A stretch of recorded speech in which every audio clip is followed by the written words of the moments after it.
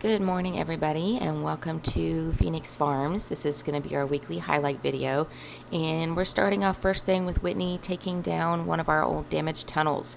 This is a farmer's friend tunnel that was damaged earlier this spring in a pretty significant windstorm, and this is really the first opportunity that we've had to really deal with this space. We've decided to take down this entire structure and rebuild it with a new to us tunnel that we are inheriting from an abandoned grow. So he's taking apart the bows while I'm out here picking. I've got to get basil, kale over here, and then we'll be picking some tomatoes and shishito peppers out of our tunnels for restaurants and veggie bags. And I also have radishes to pull. So come along for the ride. I'll show you what that looks like in the rest of our week.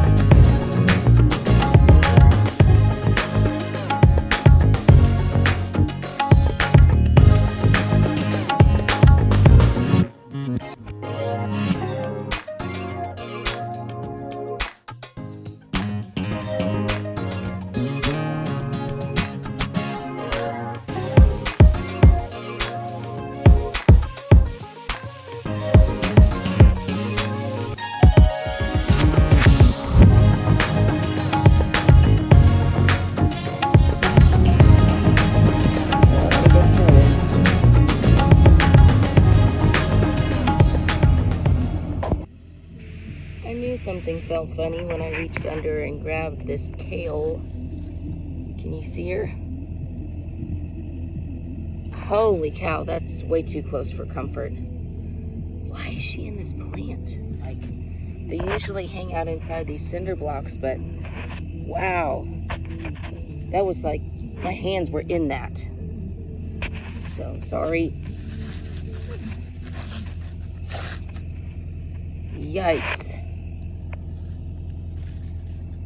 If you've ever felt a black widow web, they're very sticky, and like I've just got to where I know what it feels like, and as soon as I picked that, I went, ugh.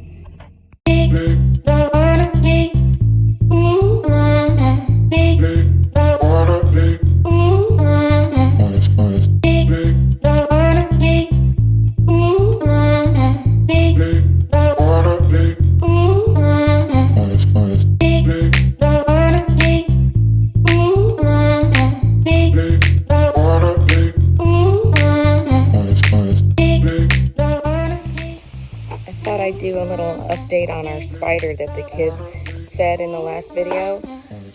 She's probably doubled in size since this time last week. Like you can see her little fang things are out. But look what she caught. That grasshopper, like for size, here's my finger. And I'm basically touching it. Oh God, it's still alive. Holy cow, I wasn't expecting that. Whoa, I thought he was dead. Sorry. But he's pretty big, and that's quite a lot for her to eat, but gosh, she's pretty. Come on, camera. Focus. There we go. Yeah, that's a big meal for her. Nicely done. All right. I am getting ready to clean out this big tunnel behind me. And I apologize about my voice. I don't know if it's allergies or what, but I've got like all this crud going on in my chest. So I sound awful. I don't feel awful, but I sound terrible, so sorry. But this was our cucumber tunnel, and it's time to take those plants out and plant something new in place. So yesterday I got everything taken off the trellis hooks, those big white stringy things. Sorry guys.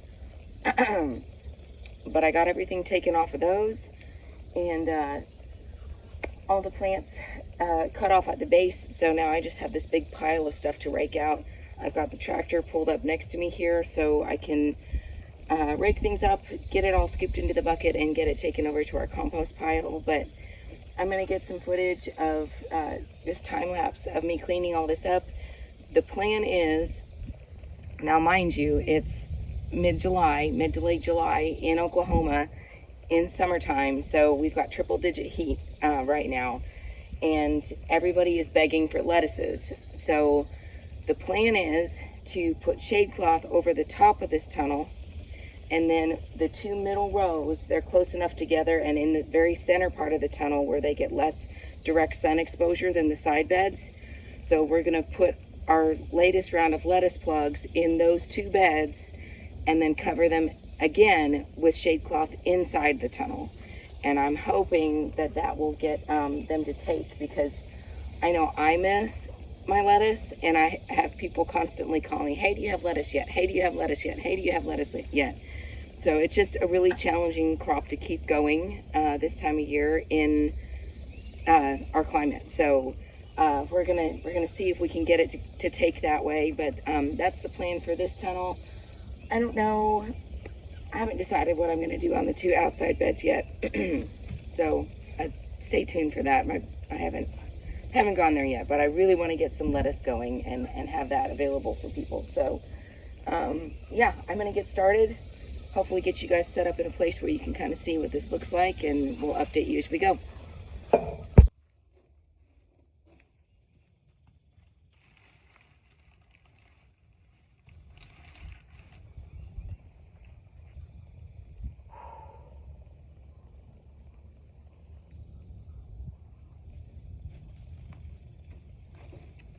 I'm not gonna get much done without a rake. Hang on just a minute. All right, now we're getting somewhere.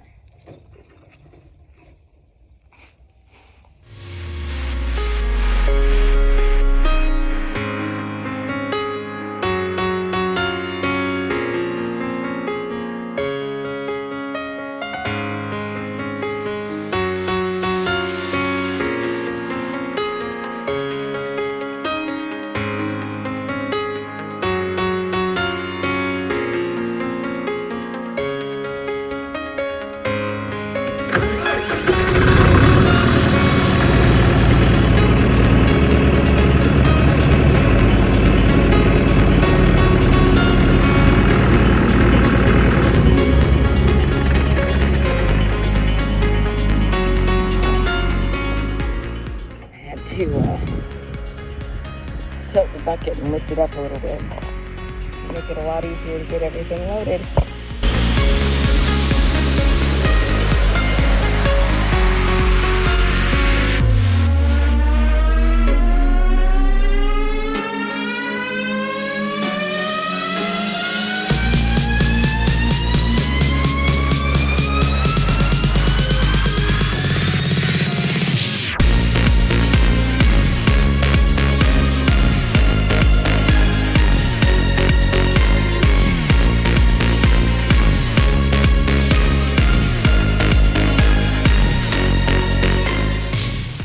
Another crazy thing about this tunnel, we let it go the last week or so because we had other things going on, and we knew we were going to be cropping this stuff out. So we haven't watered, we haven't done anything, we haven't picked. It's just been left to its own vices. You would not believe the grasshoppers in here, like the apocalypse. Like, you walk in and they're jumping all over you and jumping all over the vines. It was so gross. There aren't any more grasshoppers in here, or if there are any, they're few and far between. Because guess what? There's nothing else for them to eat. So that's how we like it. Grasshoppers have been pretty bad this year. We kind of had two waves of them. I got the first wave pretty well under control with something called Nolo bait. It's a granular. You put it out. You can't put it in your beds if you're growing vegetables, but you can create a perimeter around where you're growing. And we use that, and that seemed to help quite a bit. What it does is they ingest it, and then the toxin that's in it, I guess, gets passed on to future generations, so they never reach full maturity before they die. Or at least that's how I understand how it works. And you want to, if you're using no-low bait, you want to get it where the grasshoppers are teeny tiny. When they're like big old fatties, it doesn't work. So in the second wave, we didn't have enough no-low bait to get them. So sadly, we've got some grasshoppers that are about this big, and it's just gross to come out in the fields and stuff. You walk through and it's just, they're jumping everywhere. I've had them jump on my face before. That is so gross. Like, I scream like a little girl when they do that. But it's just, ugh, to have them like latch onto your skin, it's nasty. So, but anyways, they are gone. They don't have anything to munch on in here. We're gonna keep it that way. So, all good things, but I'm gonna take this load to the compost pile and come back with that stirrup hoe and get some of these little weeds out, and then hopefully get compost on this middle bed and get it covered so it's ready for lettuce.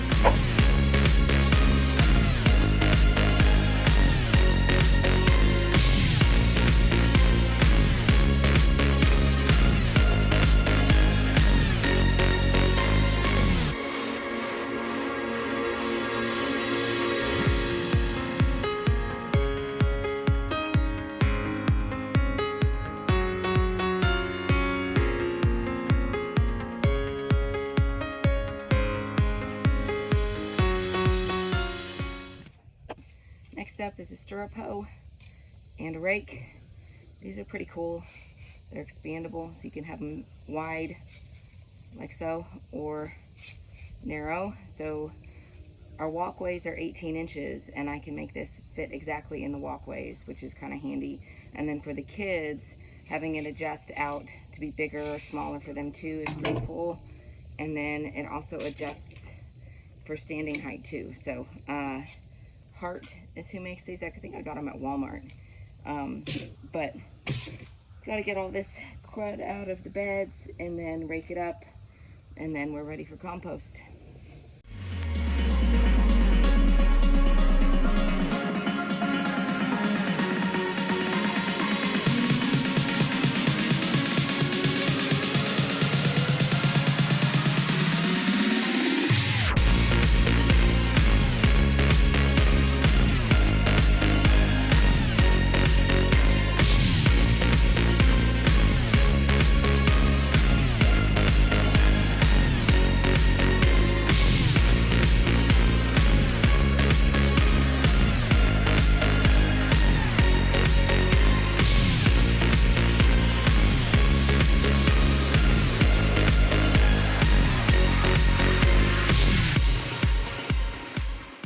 These are the Rainflow irrigation pumps that we use, and we had one fail after a few years being outside. They really work pretty well. This is the first one we've had fail. So we're taking it off of our manifold here and putting a new one on and wiring it back up, and should be good to go.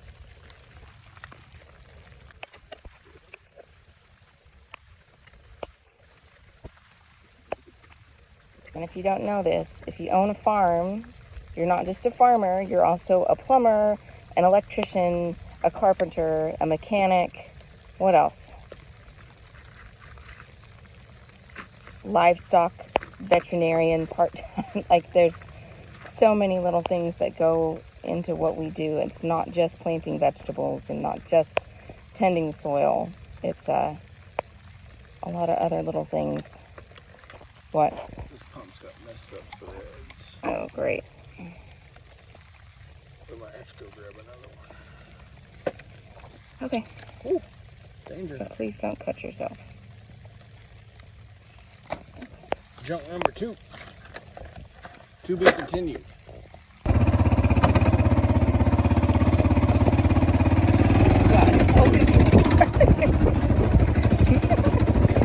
I hate riding on this thing.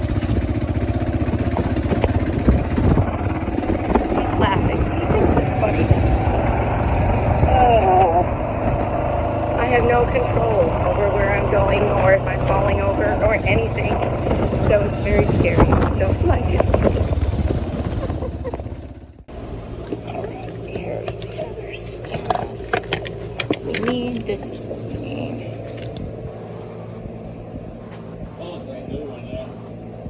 Yeah, I think so.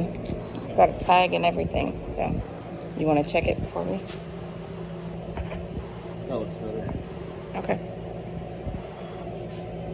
Put it in there. It's not raining. Oh, hey, that's a great idea.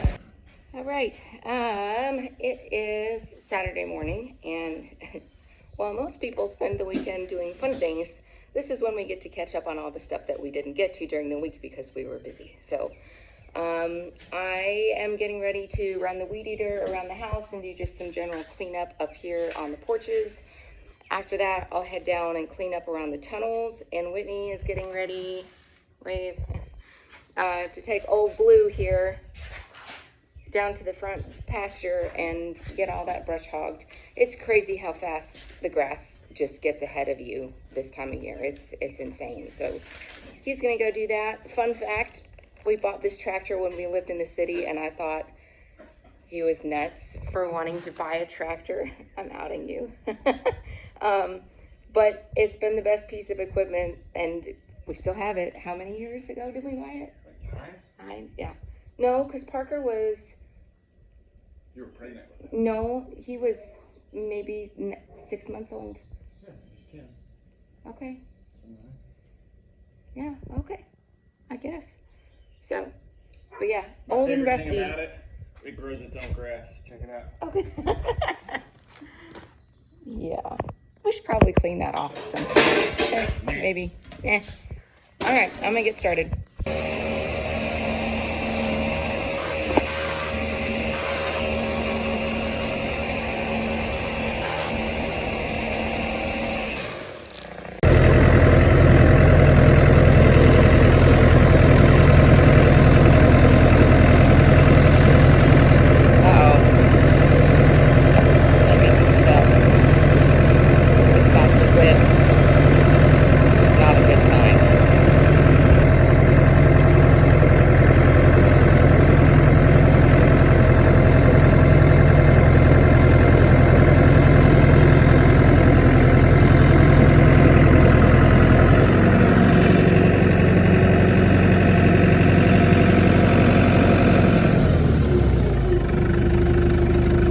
Is it broken?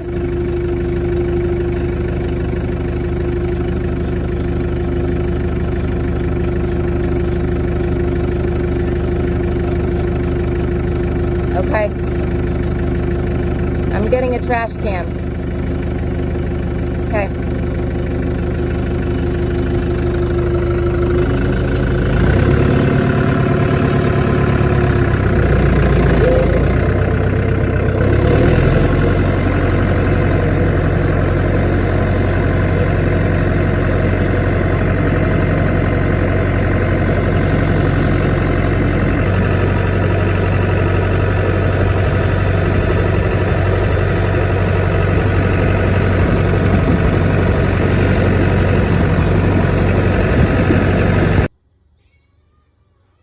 I'm out here playing mechanic on the old '02 Ford Excursion, and Robin mentioned her brakes were making a little noise, so I figured it was time for brake pads, but I think we might be a little bit past that. Why don't you guys take a look and let me know what you think. Let me see if I can flip this around here.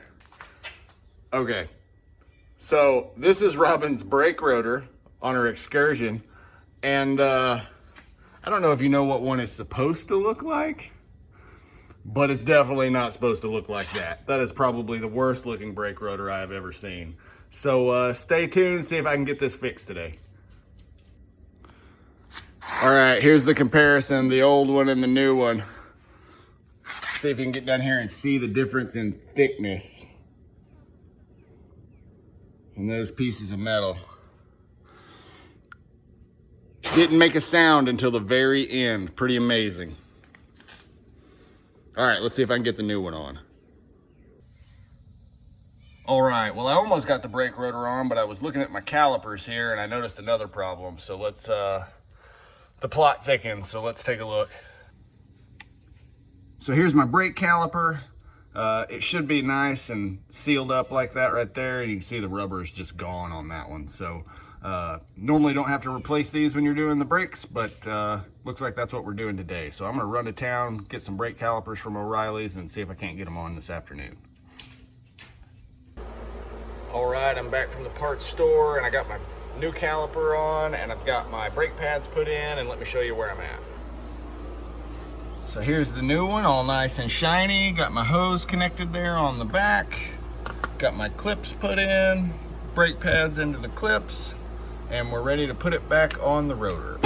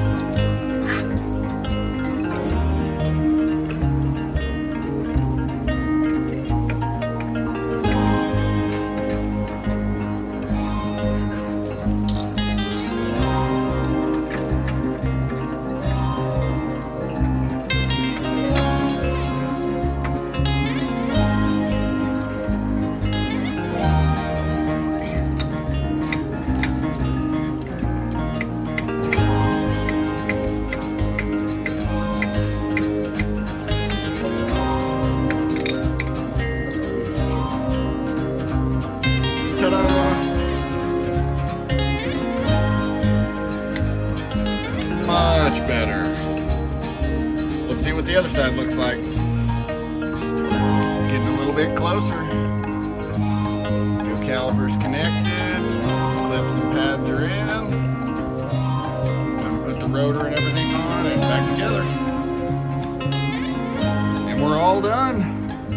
Just need to do a little bleeding of the brakes to get the sponginess out of the brake pedal, and we are back on the road.